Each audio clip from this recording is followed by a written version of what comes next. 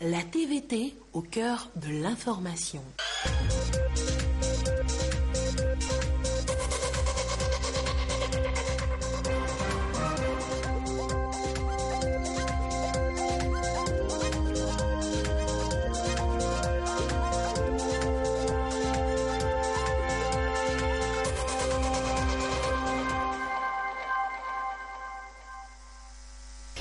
Bonsoir à toutes et à tous. Voici les titres du 20h de ce vendredi. 6 milliards de francs CFA pour financer le projet d'électrification rurale décentralisée de 102 localités dans les 5 régions du Togo à partir du système solaire photovoltaïque. Ce financement a fait l'objet d'un accord entre le président de la BOAD et le ministre de l'économie et des finances. La Cour suprême du Togo a procédé ce jeudi à la publication de son deuxième bulletin des arrêts à son siège. Elle a également lancé officiellement son site web, le www.coursupremetogo.tg, qui permettra à la population d'avoir un accès facile et rapide aux informations concernant ses activités. Et puis vers la mise en œuvre de la norme 2016 de l'ICE pour améliorer sa gouvernance, les innovations apportées consistent en des fonctionnements et des révisions qui viennent clarifier des ambiguïtés et éliminer les incohérences. On va y revenir dans un instant. Voilà pour le sommaire et bienvenue pour ce nouveau journal. Le financement du projet d'électrification de 102 localités concrétisé par un accord ce vendredi entre le président de la BOAD, Christian Adoveland, et le ministre de l'économie et des finances, Sani Yaya. 6 milliards de francs CFA pour financer ce projet d'électrification rurale décentralisé dans les 5 régions du Togo à partir du système solaire photovoltaïque, ce qui fera donc passer le taux d'électrification rurale à 7,5% en 2018 contre 6% actuellement. Sonia Menyiko, Nathalie Panegé. 6 milliards de francs CFA, un financement partiel du projet d'électrification rurale décentralisée de 62 localités dans les 5 régions du Togo. C'est un engagement de la BOAD qui, à travers cette signature de prêt, veut contribuer à faire passer le taux d'électrification rurale à 7,5% en 2018. Ce taux est resté jusqu'alors à 6%. L'impact de l'électricité sur la croissance économique et l'amélioration du bien-être de nos populations n'est plus à démontrer. L'accès à la ressource énergétique par un approvisionnement fiable, en quantité suffisante et à des prix concurrentiels est un facteur essentiel au développement de nos économies. C'est au regard de ces constats que la BOAD accorde une grande priorité à la satisfaction des besoins énergétiques des populations de notre espace communautaire. Ce projet permettra donc à 12 300 ménages ruraux d'avoir accès à l'électricité à partir de 2018, ce qui démontre la volonté du gouvernement togolais à faire de l'énergie solaire un facteur de développement. À travers cette nouvelle intervention, votre institution manifeste une fois encore sa détermination à accompagner le gouvernement togolais dans la mise en œuvre de sa stratégie de croissance accélérée de promotion de l'emploi, consolidant ainsi l'amélioration des principaux leviers économiques. Ce financement augmente le volume de l'enveloppe financière dont le Togo a bénéficié de la part de la banque dans le cadre de la mise en œuvre de son programme de développement. Dans chaque localité, il y aura une centrale photovoltaïque à base solaire et un petit réseau de distribution pour pouvoir raccorder les abonnements et ainsi augmenter le taux d'accès à l'électricité dans les zones rurales. La convention signée porte à 70 milliards de francs CFA le montant des interventions de la BOAD dans le domaine de l'énergie et à 496 milliards de francs CFA le montant des engagements de cette institution bancaire au Togo. Dématérialisation du certificat d'origine, l'Alliance africaine pour le commerce électronique avec l'appui de la commission de l'UEMOA a organisé une séance de sensibilisation et d'information à ce propos. Les différents acteurs impliqués dans le processus de traitement et de délivrance du certificat d'origine UEMOA ont été mobilisés autour de la question. Serge Taston, Carmen Madjé, Akakou. Difficile de falsifier ou de perdre les documents qui accompagnent les marchandises jusqu'à leur destination. L'UEMOA veut passer du certificat d'origine physique à celui électronique. Les opérateurs économiques de l'espace communautaire n'auront plus désormais à exporter leurs produits avec des papiers. Un nouveau processus mis en place par la commission de l'UEMOA en collaboration avec l'Alliance africaine pour le commerce électronique ACE leur permet de le faire en toute fiabilité et sécurité via Internet. La finalité, c'est essentiellement que ce certificat puisse avoir une reconnaissance dans le pays de destination de la marchandise. Aujourd'hui, nous sommes à l'ère d'une Internet qui est au centre de nos activités et nous nous rendons compte que l'opérateur économique a quand même beaucoup de tracasseries souvent à aller physiquement pour prendre des formulaires, aller demander, déposer, revenir pour chercher. Et donc c'est dans ce contexte-là que nous mettons en place aujourd'hui en fait des systèmes dématérialisés. Et donc c'est dans ce contexte-là qu'il y a un avantage certain et puis qui permettra également à terme de pouvoir réduire les coûts pour les opérations d'import-export. Le certificat d'origine électronique est en expérimentation en Côte d'Ivoire et au Sénégal depuis 2014. Elle sera donc élargie aux autres pays membres de l'Union pour faciliter les échanges commerciaux. Les opérateurs économiques du Burkina Faso, du Niger et de la Guinée-Bissau seront les prochains à être sensibilisés sur le certificat d'origine dématérialisé. La Cour suprême du Togo a rendu public ce jeudi à Lomé le deuxième numéro du bulletin des arrêts, 190 pages contenant au total 35 arrêts. Sa publication est destinée à contribuer à la visibilité de la jurisprudence de cette institution dans tous ses domaines d'intervention. Un événement couplé du lancement officiel de son site internet, le www.coursupremetogo.tg. Pierre Soussoupo. Le deuxième numéro du bulletin des arrêts de la Cour suprême du Togo rendu public. La commission scientifique, avec à sa tête le président de la Cour, traduit ainsi dans le concret la volonté de l'institution de garantir la santé du droit et de la justice au Togo. Dans ce bulletin de 190 pages, 35 arrêts y sont publiés. Il rassemble les rejets, les cassations et les irrecevabilités mis gracieusement à la disposition du public. Ces arrêts sont publiés pour que vous puissiez les lire. Non seulement les avocats, non seulement les juristes, les professeurs d'université, mais aussi les justiciables que vous êtes, le peuple que nous sommes, et le peuple au nom duquel la justice est rendue. En lisant ces arrêts, mais on n'a pas besoin de faire le droit pour identifier la rigueur dans le raisonnement. S'il y a une faiblesse dans la rigueur du raisonnement pour aboutir à une décision, vous pouvez le constater et porter des critiques. Dans cette parution, chaque arrêt est précédé d'un chapeau descriptif de sa substance. Une démarche innovante qui prend également en compte non seulement les arrêts de la chambre judiciaire, mais aussi ceux de la chambre administrative. La publication officielle de ce bulletin est couplée du lancement officiel du site web de la Cour suprême. Un canal pour communiquer davantage sur les actions de l'institution. Elle est accessible sur le www.coursupremetogo.tg. La certification des aérodromes était au cœur d'une réunion à Lomé. Une cinquantaine de délégués de 8 pays se sont familiarisés sur la certification des aérodromes pour réduire le taux d'accidents aériens dans la région grâce au traitement approprié des carences relevées par les activités d'audit ou d'évaluation menées par l'OACI ou d'autres organisations reconnues. Augustin Kossi.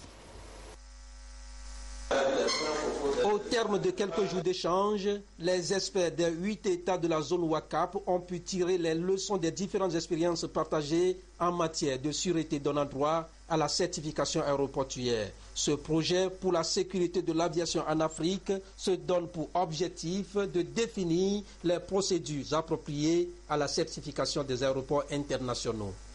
Lorsque nous parlons du processus de certification, nous couvrons la conformité des infrastructures, des équipements et aussi des procédures d'exploitation de l'aérodrome.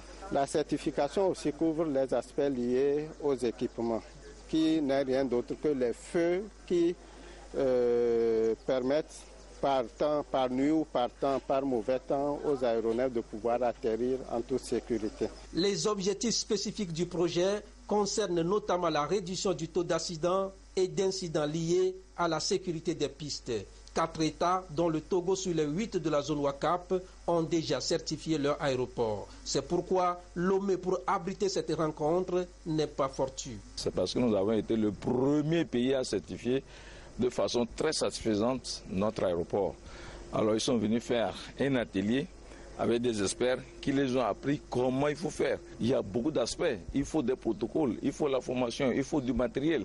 Il faut des gens qui sont en mesure de bien utiliser ce matériel. Selon les statistiques, 23% des aérodromes internationaux de la région AFI et 7% de la zone WACAP sont véritablement certifiés. L'ambition du projet est d'atteindre 45% d'ici à fin 2016.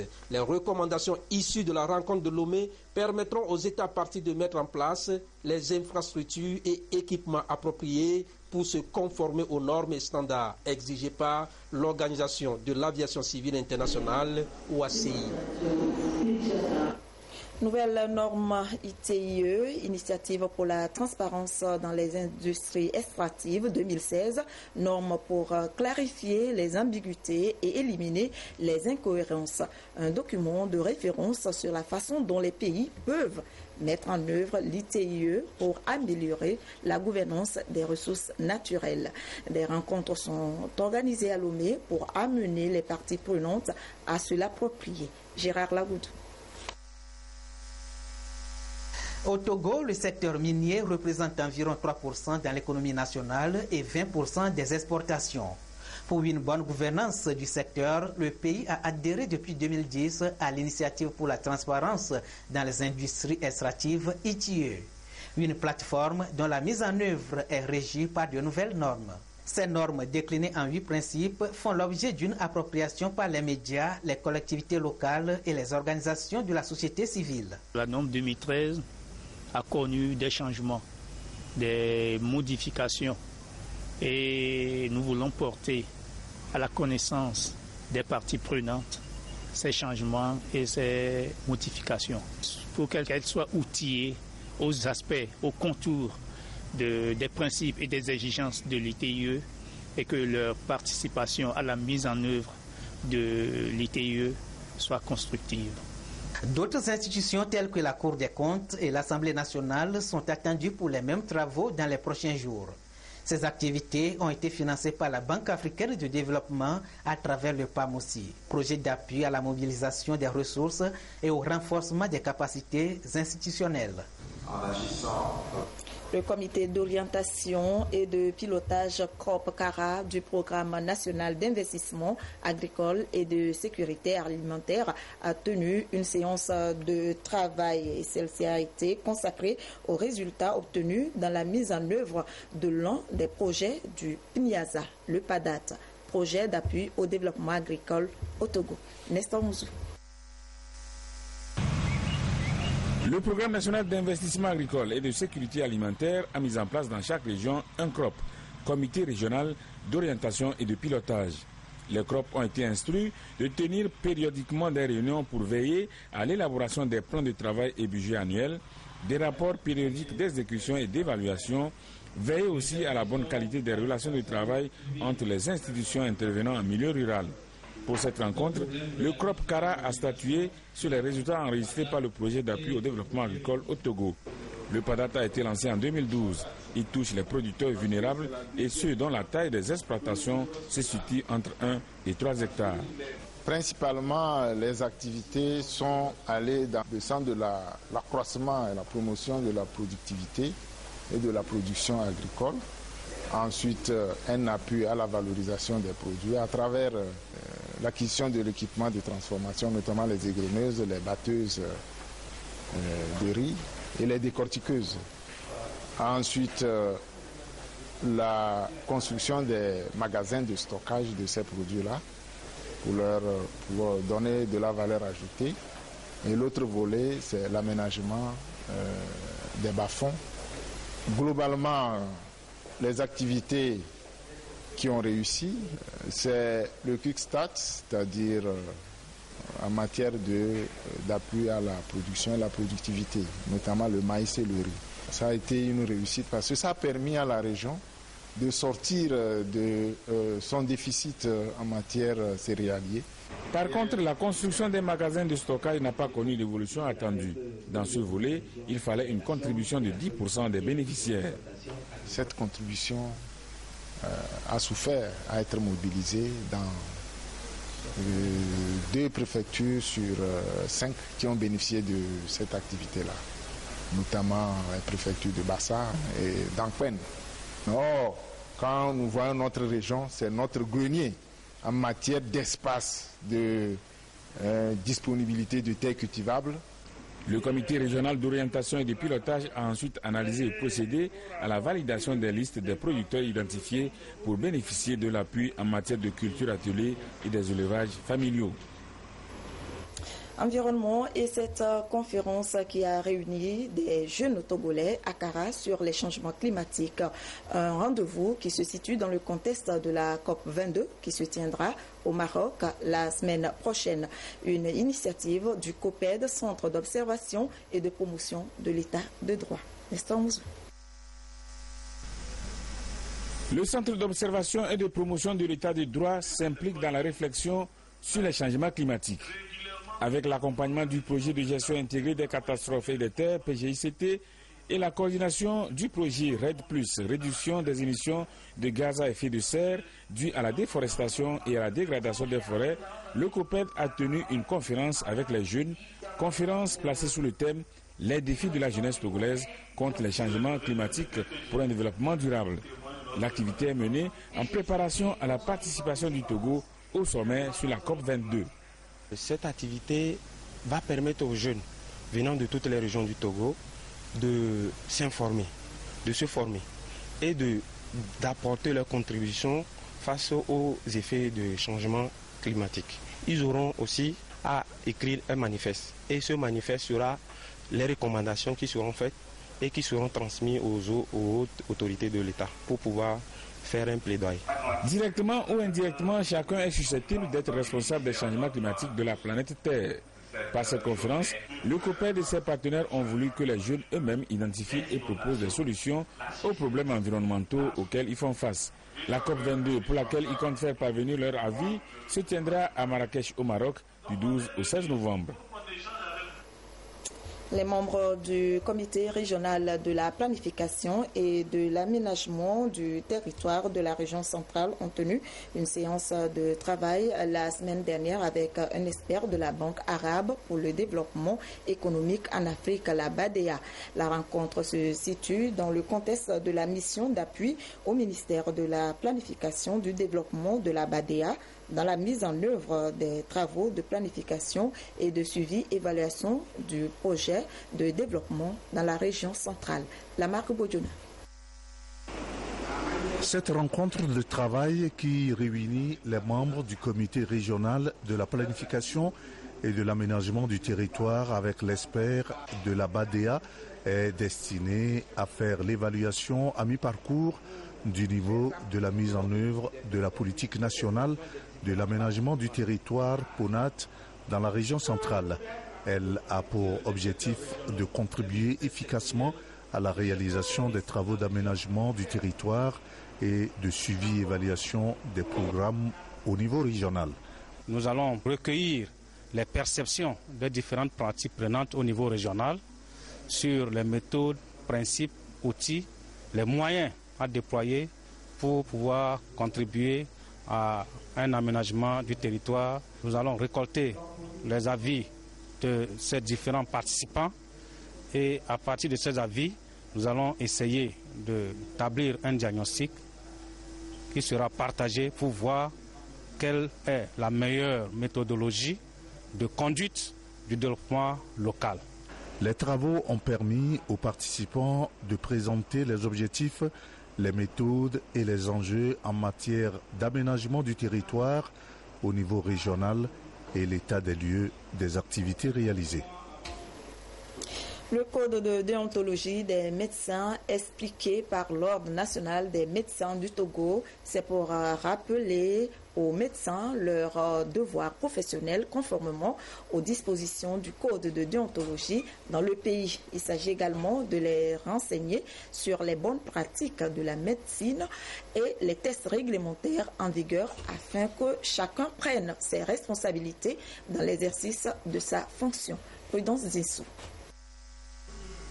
Ils ont promis et juré de préserver la santé mentale et physique de leurs patients par le serment d'Hippocrate. Mais la plupart de ces médecins ignorent ou parfois négligent les règles élémentaires qui régissent cette profession noble au service des populations, ce qui compromet souvent les relations entre médecins et patients dans les hôpitaux. Il faut vite agir pour corriger cette situation. Ce qui a motivé cette tournée de l'Ordre national des médecins du Togo dans les régions sanitaires du pays afin de rappeler aux praticiens les bonnes pratiques de la médecine et les tests réglementaires en vigueur au Togo. La dernière étape a ciblé les médecins de la région Lomé commune avec des échanges axés sur la conscience professionnelle et la déontologie médicale. Puisqu'on est en contact avec les malades, il faut savoir comment travailler avec ces personnes, comment travailler également entre confrères. Donc cette sensibilisation nous aide beaucoup, nous jeunes médecins, pour savoir comment nous devons nous comporter dans la société, dans la vie active de médecins. Souvent quand il y a une grève et puis il y a quelqu'un qui est dans le coma qui arrive, comment est-ce qu'on peut gérer ça? Est-ce qu'on doit laisser le patient mourir et aller faire notre grève ou bien on doit soigner ce patient? Cet engagement de l'Ordre national des médecins du Togo permettra de corriger les dysfonctionnements constatés dans le secteur de la santé au Togo. Il était important d'abord de divulguer le contenu de ce code de déontologie-là à tous nos collègues. Nous avons eu l'appui du gouvernement pour recenser l'ensemble des tests législatifs qui encadrent la profession médicale et nous allons donc le mettre également à la disposition de tous nos collègues. L'inscription au tableau de l'Ordre national des médecins du Togo donne droit à l'exercice de la profession sur toute l'étendue du territoire avec une seule résidence professionnelle. Les médecins ont été appelés à respecter ces dispositions, à combattre l'exercice illégal de la profession et à adhérer à la mutuelle de santé des médecins du Togo. Le Togo et l'Allemagne qui s'engagent à améliorer le cadre réglementaire dans le secteur de l'artisanat. Un accord de partenariat a été signé dans ce sens, ce qui va permettre de contribuer donc à coup sûr au développement socio-économique de l'artisanat togolais et renforcer ainsi la stratégie de réduction de la pauvreté. Viviane Souvi, Firmin Adjinare. La Chambre régionale des métiers, revenue d'une mission en Allemagne et plus précisément en Cologne, veut mettre à profit les expériences acquises pour opérer des réformes en vue de relever les défis qui s'imposent aux artisans du Togo. À travers cette séance de restitution des recommandations et conclusions, les acteurs ici présents vont améliorer le cadre réglementaire et institutionnel du secteur de l'artisanat au Togo. On voit comment Cologne se comporte par rapport à la vie individuelle, par rapport à la vie collective, par rapport à la vie de la ville de Cologne même, on a constaté que les artisans en sont pour quelque chose. La contribution surtout.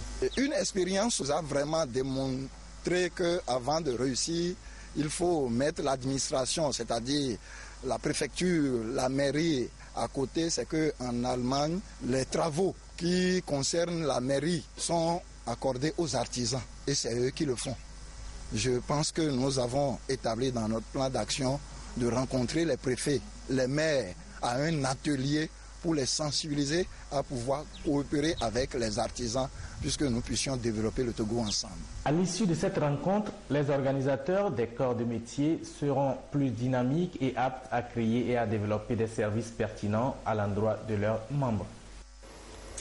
Des appuis multiformes en faveur des personnes en situation de handicap se poursuivent à Lomé à travers l'introduction d'un nouveau projet. La collaboration entre les pouvoirs publics et l'Union européenne donne cette frange donc de la population d'un projet dénommé Promotion de la participation citoyenne et inclusive. C'est pour impliquer les personnes handicapées dans le processus de réconciliation nationale, comme l'a dit Dagon, Albertine Yakin. Cette signature officielle du contrat du projet Promotion de la participation citoyenne et inclusive des personnes en situation de handicap au processus de réconciliation nationale constituent des avancées notables en matière de prise en compte de cette catégorie de personnes. Dans la mise en œuvre de ce projet, nous avons identifié une organisation de personnes handicapées par région, donc dans les 5 régions, qui vont mettre en œuvre le projet. Et donc, ils feront essentiellement des sensibilisations au niveau local. D'abord des sensibilisations de leur groupe cible, mais aussi des autorités locales et de la population sur la nécessité d'impliquer les personnes handicapées dans le processus de réconciliation, en les conscientisant sur leur rôle, mais aussi en adaptant tous les supports. Les recommandations de la CGE doivent être transcrites en braille, par exemple.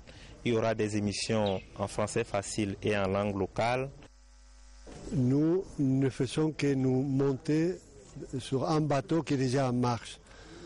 Nous remercions énormément le dynamisme de la Fédération togolaise et leur activité. Et donc, avec cette aide, ils vont continuer leur activité de plaidoyer, en coopération avec les H-Room et en complétant aussi les actions que le ministère de l'Action sociale fait.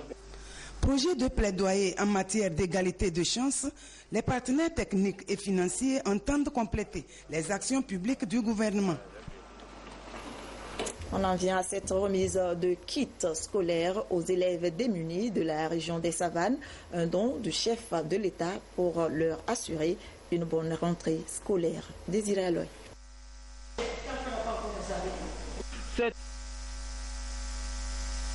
C'est un important lot de fournitures scolaires, un don du président de la République à travers le ministère en charge de l'action sociale. Des kits scolaires en complément pour les élèves démunis des 7 préfectures de la région des Savanes. Un sourire retrouvé chez cette relève de demain prête à se battre pour être excellente. Je n'avais pas beaucoup de fournitures. Je remercie le chef de l'État qui a pensé à nous. Nous le promettons de travailler dur pour réussir brillamment. Une action dans le cadre de l'opération rentrée scolaire solidaire pour consolider l'éducation à la base. Avec les chefs d'établissement, nous donnerons un par un tous ces élèves nécessités.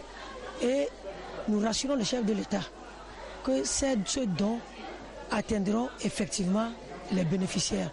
Et comme vous le savez, ce mandat du chef de l'État est intitulé mandat social. Donc nous avons le devoir, l'obligation de l'accompagner en ce sens. Voilà pourquoi ce matin nous sommes dans cet établissement pour un lancement officiel. Tous les élèves nécessités qui ont été identifiés bénéficieront de tous ces kits. Environ 1000 enfants démunis dans les savanes vont bénéficier de cette action de générosité qui rime avec le programme social du chef de l'État pour qui l'école pour tous reste une priorité afin d'assurer une bonne relève de demain.